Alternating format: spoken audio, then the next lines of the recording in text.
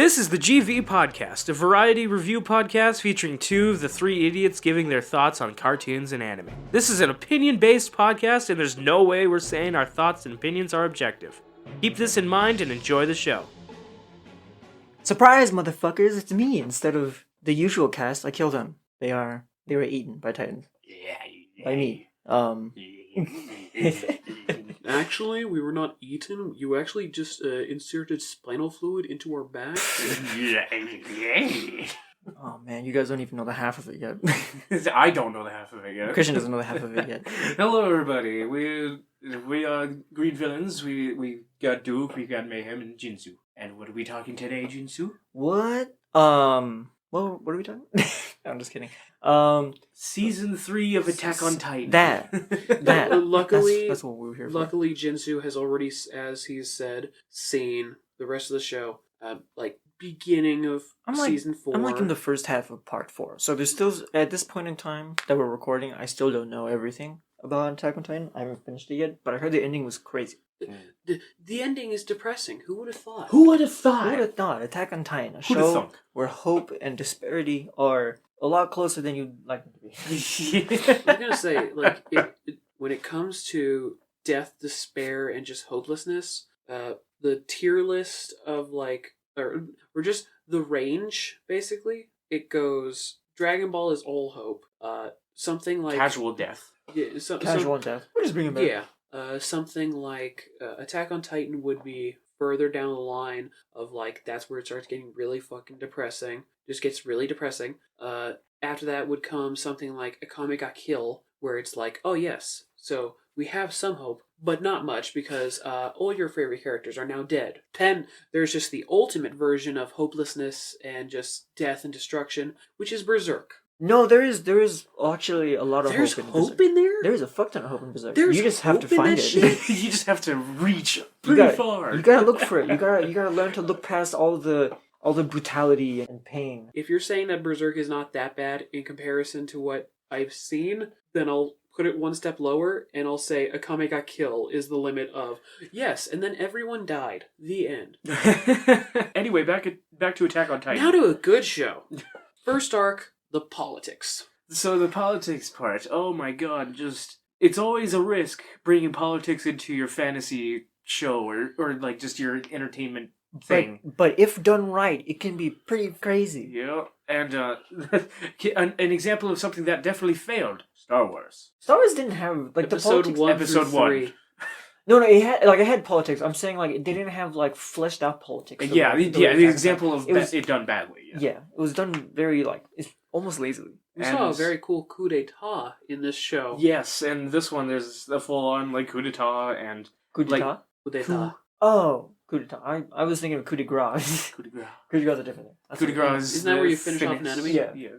Where it's but yeah, this is you actually see more of the hierarchy of the walls and all that kind of stuff, and the king and all that kind of, that there is a king, and eventually you learn that he was just a puppet leader and the real guy was behind the scenes and all that kind of stuff, and he's actually Historia's father. They completely overthrown the government and all that kind of stuff, and what's the name of the guy again? Bryce? No, Irvin, yes. He has the drive. They're all of them leaders and all that kind of stuff. They actually didn't think that Irvin would the Commander Irvin of the Scouts could actually win this whole thing. Are you saying that it's about drive? That it's about power? I need to make sure that you know that you're going to die. It's the Titans devour. That was good. That was good. I'll be here all week. That was good. But yes, what ends up happening is Eren is captured. He is almost eaten by Historia. And before getting eaten, Historia says, fuck the human race. He paraphrases. Very much so. No, it's legitimately in the show. Breaks her father's back, and her father ends up trying to take this serum that can turn you into a Titan, pure Titan, and becomes bigger than the colossal Titan. He was a 104-meter long Titan. I think. 104-meter long I Titan. don't know the exact number. I just know it was like 100. Yeah, maybe. over 100-meter long. Long Titan. That's the size of Godzilla when he got boosted up in size, and it was very controversial. That's why Attack on Titan is a thing. That's what did it! After that, of course, we get the whole death of Rice, the dad, and Historia's the one to kill him. She becomes queen. Yada yada. Politics gone. And like all the espionage and all that, and spies and cover-ups. What'd you think of the assassin type character? What was his Kenny? name? Kenny. Yeah, Kenny the Ripper. Kenny was so cool. he was developed really well. Kenny's one of my favorites. No, especially for the fact that every time I hear his name, I just think South Park, honestly. After that arc, we then get the whole thing where we finally get to return to the place where it all started, Shiganshina. Where's that? I will kill you one of these days. They won't find the body. So, and during the whole thing with the giant titan that they defeated in a very awesome way, Eren got a new power for his titan, where it's just like the hardening stuff. He's able to do that now. Oh yeah, he also got flashbacks and realized that his father was more than what he seemed. Oh yeah, and his that dad he used to wield the attack titan. That at first, we don't know why he did this, but he transformed into a titan and consumes the founding titan, like Historia's older sister, and passed it on to Eren by turning Eren into a titan and letting him eat him. Yep. And it was like, oh my god, why did that happen? Oh man, are we gonna find out? I wonder if we can find out. I think we found out. Well, Grisha was at the end of his 13-year. Oh yeah, that's right. So he had to have Eren inherit the Titan. Yeah. Was he at the end of his 13 years? That is the sole reason why he had Eren inherit it in the first. Yeah, because he was at the end. And at the end, or at So, least yeah, close to it. I was gonna say, in all fairness, at the same time that he says, at the same time that he gave his Titan to him, he had also said of you will avenge your mother kind of thing. Well, was it just perfect timing in that case? Well, I at least towards the end, because like Jason said, because Eren's 10 years old. Everything about that this time. timeline, if that's the case, then this timeline has perfect timing. Yeah. Of moments like this where it's like, oh, by the way, here's Grisha's time is up, and now finally, Marleyan Empire has come to attack. That's why Rice never wanted the Titan stuff, because he wanted to live more than 13 years. Yeah. That's what it was. Because he's a Yep. bitch. Because he's a little bitch, and now he's dead. He dead as But hell. also, in all fairness, when you watch your younger brother take on this crazy amount of power, this crazy amount of responsibility to be king. When you watch your brother become God, And watch your the life fade from his eyes. Yeah, watch you him don't grow want to go old. into that. Yeah. So, in all fairness, he has that going for him. He has all the reason to prioritize himself and his longevity. I said the most. They go back to the beginning city, and they seal the breaches, and it's just like, oh, we did it, and all that kind of stuff. And then all of a sudden, there was a trap. They make these things called thunder spears. It is split between two battles currently going on. The first battle was between the Armor Titan and the main characters, basically, going through that whole thing with the thunder spears, which are just, they're arm-propelled rockets. Yep. Which is pretty cool. And That's really awesome. cool. But also, my immediate thought is, you have those, but you don't have cameras. To be fair, making like Which, that's the actual rocket case. projectile weapons is probably a lot easier than learning how to make.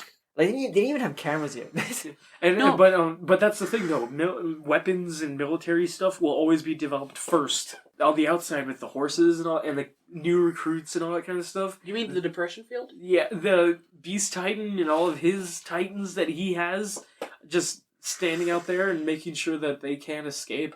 Ooh, that was intense. Yeah. That was really intense, and just how they the Beast Titan just starts like crushing up the rocks and just throwing a bombardment at all of the scouts and just killing them all. And how the mist was red.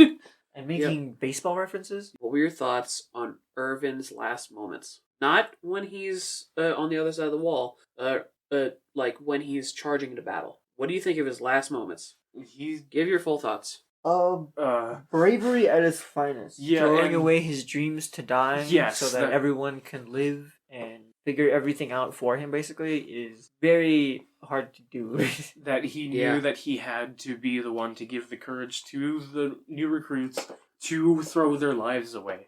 That he knew that was the only way he could actually have that was the only way to survive. Yeah. And then fighting the Colossal Titan. Ooh, that was a good scene. With, my god! Like where like he's able to control apparently when like if he explodes into a nuclear. Yeah, I was blast. gonna say real quick. What do you think of that nuke? That was very well detailed, and it was awesome.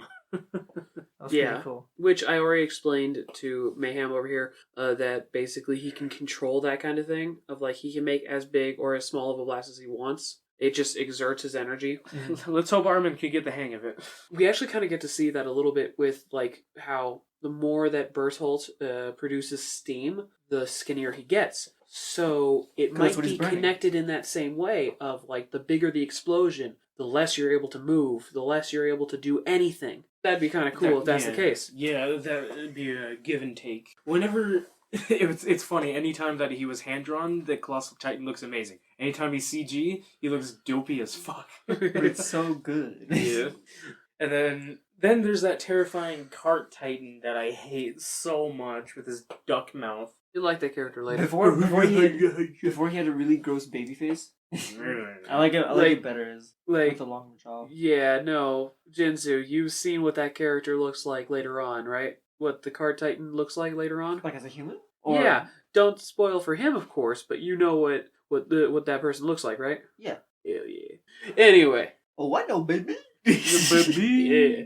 Anyway, of course, we beat the Colossal. All the scouts die, and what ends up happening is Levi has the coolest fight in the entire season.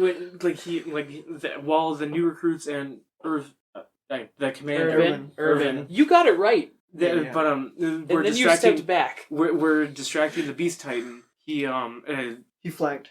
Yeah, he flanked him, like went and killing all of the Titans along the way to the Beast Titan, and perfect timing. As soon as he got there, he wrecked the Beast Titan. He absolutely just cut him to ribbons, and it was amazing. Armin finds out the flaw of the Colossal Titan, and him and Eren work on a little plan to defeat him, where Armin has to cook himself against the Colossal Titan's steam and like hooks onto his teeth because like his bone skeleton doesn't get burned up, just the muscles.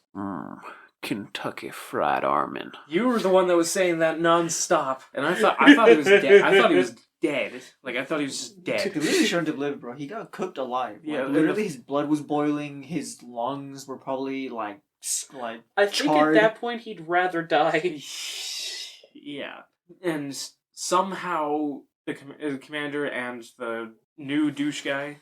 Talking about Flock, right? Yeah, the guy with the stupid cinnamon bun on his head. His hairstyle's so annoying. Why do they always have to have an asshole guy? Like when John finally stopped being an asshole, they introduced this guy. They defeat the Colossal Titan, they defeat the Armor Titan, they defeat the Beast Titan, and only barely does the Beast Titan and Armor Titan and the Cart Titan barely escape. And Armin's burnt to a crisp. Somehow Irvin's barely alive. Yeah, he's barely alive, and Levi has to make the decision of which one to inject in to make a Titan and then consume the Colossal Titan. With the spinal fluid that Kenny gave him. Yeah, and now, I want to ask from all of us, if this was your choice, you are holding the syringe in your hand. Armin. And right off the bat, your first thought is Armin. Okay. What about you? Jinzu. I'm gonna be real. And you can't use your context of the future of the series. I'm gonna be real. I would have gone with Erwin because he is the superior strategist. He was born for this, right? So was Armin, right? Like both Armin and Erwin are parallels in the sense that they both, yearned for outside the walls to see what the rest of the world was. They have a dream. I'm going to agree with Jinzu because of one solid reason, and that is confidence. Like, I understand that Armin can learn confidence and he can grow into becoming a great leader. At the same time, at this current point, we need somebody who, the characters need somebody who can lead them, who can aid them in the coming battles, and Armin at this point needs to learn how to be that, while Irvin already is. But to be fair, Levi is there to fill that role of the confident and prepared leader. And Hajime. And Hanji Zoe. The problem there is, yes, each of the 3 leaders of the Scout Regiment have had their role. Hanji, her entire role was somebody who could learn more about all the devices that are brought to her, learn more about all the different monsters brought before her. She's another great mind. She had a She's great more of the mind. science side. She was the science side of battle. Levi was the combat side of battle. If he was given orders, he would carry out those orders. That was his entire role. Irvin was the strategist. His entire thing was he could come up with a plan, he could roll out that plan, and he could save the day, even if there was trouble. And Armin now has to fulfill that role. He now has to be the one to confidently pick up a full plan and ensure the least amount of casualties as possible. Now we get to the basement. Now we get the basement, where we get to find out the truth of what is going on in this world, which I can quickly summarize as the outside world is still alive. Yeah. Fully. In fact, they're now currently going through the Industrial Revolution, and turns out, on the other side of the sea, in Africa, looks like, Like upside down Africa. That's what the anime usually does. It's just like the world map turns upside down. I mean, it works. one of the major plot points of the flashback was the fact that we get to see the story of Grisha Jaeger. Daddy Who- Jaeger. Ends up joining a resistance force alongside a bunch of very familiar faces. Ends up having a woman sent to them who is a member of the royal family, has a child with her, and that child singles them out and gets them turned into the police, who then throw them into Paradis, and the woman in question that he married was the Smiling Titan. The mom of the Beast Titan killed Aaron's mom. Ah, good, you did piece that together. Well, yeah. Good. He pieced it together before she even got turned into a Titan. No, I I'm got saying super who loud. the child was. I'm saying who the child was. Yes, Oh. the child was. Right. No, I was going to say, dude, sometimes you don't notice those small things. You tell me his name was Zeke, and his name was Zeke, and His name was Zeke, and it's, Well, you don't he has know the the last same name. hairstyle, and he looks like. What else would his? Which, yeah, no, it's Zeke Yeager. Zeke Yeager. Which, yeah, no, it's Zeke Yeager. Big surprise there.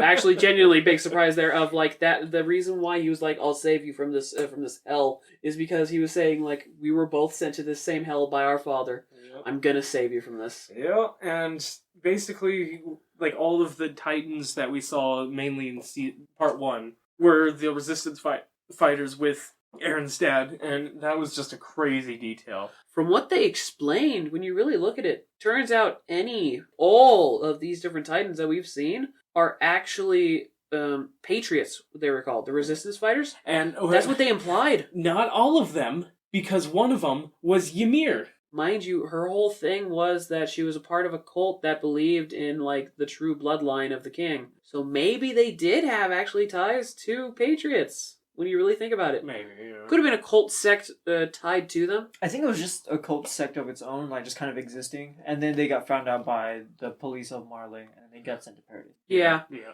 Which, yeah, how does that feel? Knowing Ymir's whole story and the fact that she was just a kid brought in. She was by- literally just a slave. Yeah. Yeah. They bought her and used her for their cult. As all these different people are being turned into Titans, Grisha is saved by a figure named Aaron. What was the last name? Aaron Kruger. Aaron Kruger. Coffee. Kruger.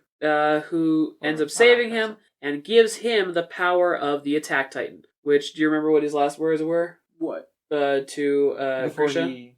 What? His last words. He's like, You have to go there. You have to go there. You have to save everybody there. You have to save Armin and Mikasa. Oh yeah, he says Armin and Mikasa, and he's just like, well, "Who's that?" And he's like, "I don't know."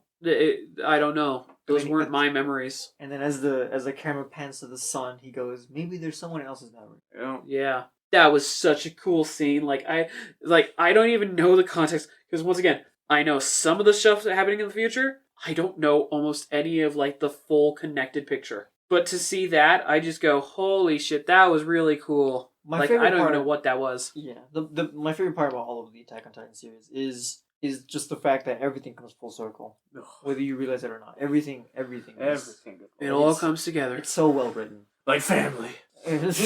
Sure. So they learn the truth of Everything. and oh my god. Yep. And they finally are able to. They retook the wall. They cleared out as many pretty much all the Titans. I'm pretty sure. All the Titans are gone. Yeah. That's what they imply, basically, because Except for that baby one. well, oh god, that was so saddening. That poor asshole. But yeah, no, what they explain is that because of the fact that all of the different Titans had come to where the humans are, they eventually all piled into the walls, And then the guillotine. and the guillotine took care of every last one of them. And because of the fact that now they're all gone, they're able to go off exploring, and they find another Titan, the last Titan, basically, which is just this poor guy who he didn't have the ability to run off and go grab people. He just crawled all the way over there and eventually just gave up. Stopped and just like powered down, basically. Yeah, it's just essentially dead. Lights faded from its eyes. And then they find the place where like the boats would port in and like throw people off the wall and all that kind of stuff.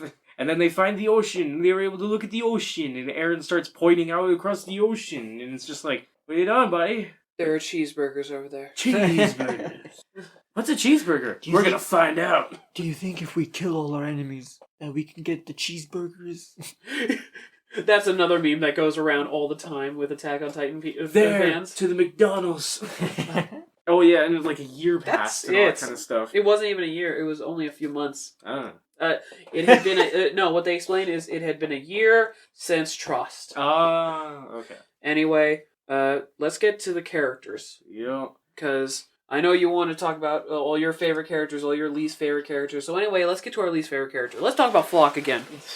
No, don't bring his name back up. I want to forget about him. Let's flock away. Well, you can't forget about him. Not yet. Flock, you could flock off. Flock. Best characters of this season, like standout characters.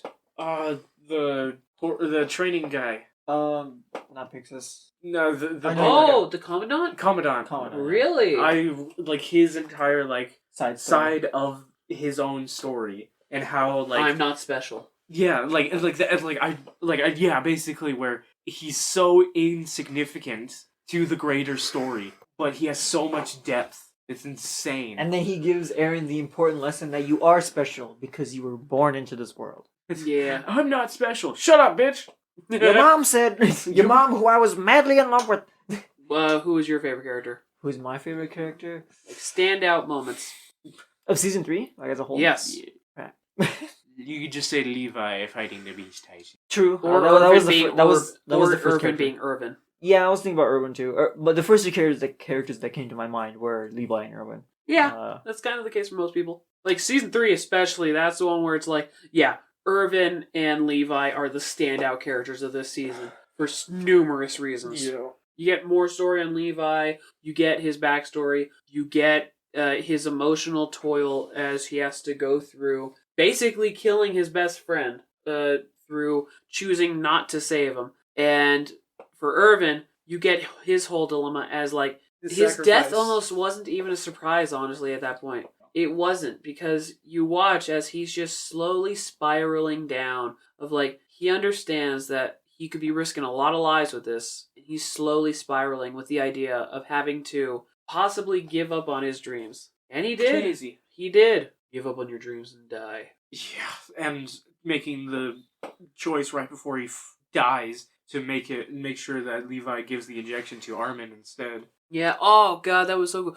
I don't think that was even him voluntarily doing that. It was an involuntary, like his last memory, basically, is the memory that most impacted him. And, mind you, of that memory, it's him raising his hand to ask the question. Yeah. And so, but Levi can still look at that and be like, your promise that you made to me was that you would give up on your dream and die. Kept your promise. Now for me to keep mine. It is just woo.